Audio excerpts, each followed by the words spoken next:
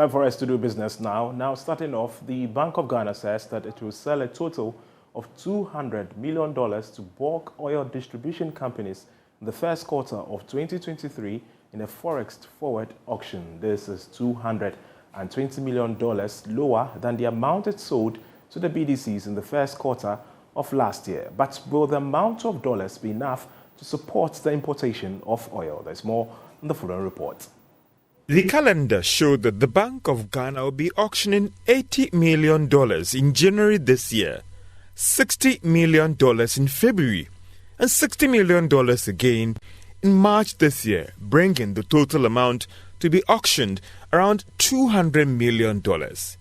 This is a special program that the Bank of Ghana has in place when it comes to selling of dollars to bulk oil distribution companies to finance the importation of finished petroleum products into the country. This means that there will be another auction program to finance other critical imports. But looking at the current pressure on the Ghana cedi and demand picking up in the first 3 months of this year, many are surprised about the amount that the Bank of Ghana will be selling to these bulk oil distribution firms in the first quarter of this year, looking at the fact that it sold $400 million in the last quarter of 2022. However, sources say the reduction in the amount can be linked to the implementation of the Go for Oil program, which Joy Business understands some of the bulk oil companies are working to participate. According to these bulk importers, this dollar auction program by the Bank of Ghana had gone a long way to stabilize prices of petroleum products on the market over the last 2 months. They even maintained that the Bank of Ghana was able to meet about 80% of their request when it comes to dollars to finance the imports of petroleum products.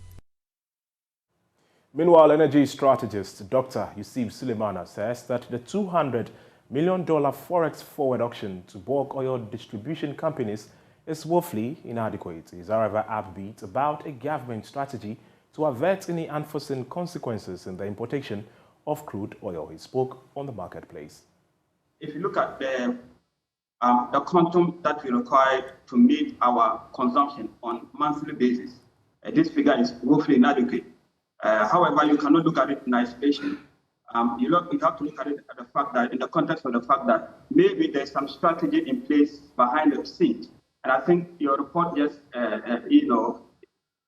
mentioned one key strategy that is in the levy, which is this petroleum product to gold exchange with UAE. So looking at the amount, Darren, if you segregate the amount from this kind of gold to petroleum product deal, the amount is woefully inadequate. We need over $400 million on a monthly basis to import petroleum products.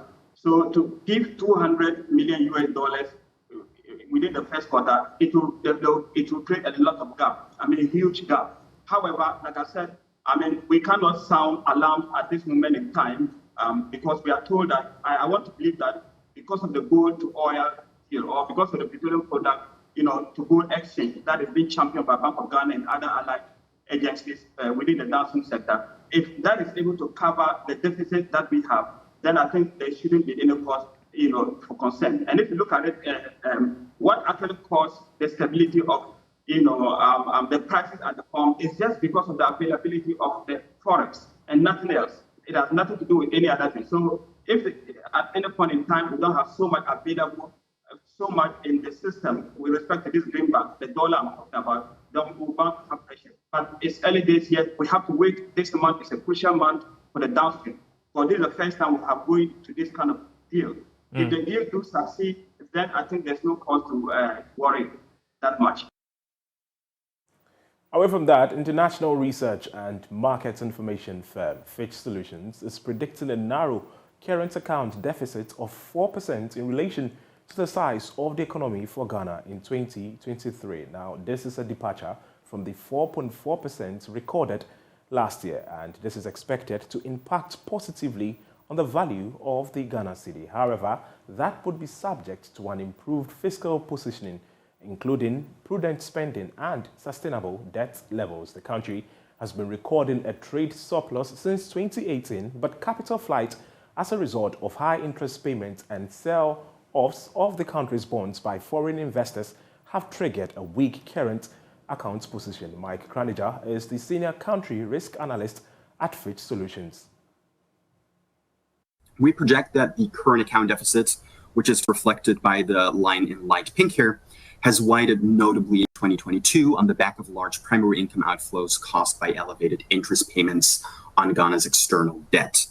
But we expect a very slight improvement in 2023. Indeed, we forecast the current account deficit will reach 4% of GDP in 2023 from 4.4% in 2022.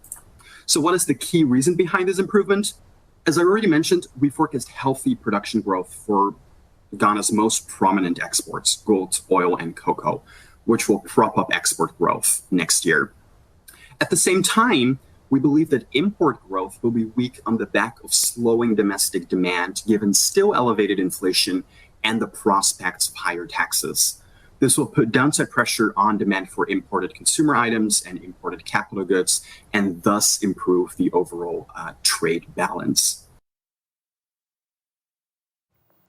Now, with Ghana's recent turbulent economic condition, Chief Executive Officer of Magdan Group of Companies, Daniel Macaulay, has predicted the collapse of many businesses due to the country's current exchange rate. According to him, Ghana's current economic situation will force many businesses to fold up. We come from an environment where we all see problems. And I believe that you need a little bit of tenacity to look elsewhere differently from the same way of doing things. It's been tough, but it doesn't mean we should all sit back and look at the troubles. I always say that in times of adversity, we have to find solutions to problems. It doesn't mean I am doing well, but maybe I'm looking at things differently. I am not looking at the troubles. A lot of businesses are collapsing, I can tell you, and you have not seen anything yet. More businesses are going to collapse, looking at exchange rate somewhere about 44%. So we should brace ourselves for tougher times coming.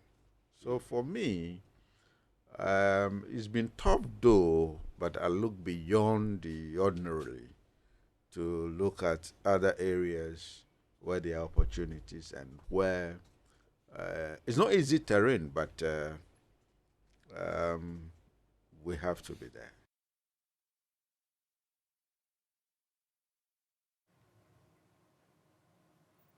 It's a wrap on business tonight. For more, log on to www.myjoyonline.com. My name is Paa Kwasi Schandorf. Do have a pleasant evening. Bye-bye.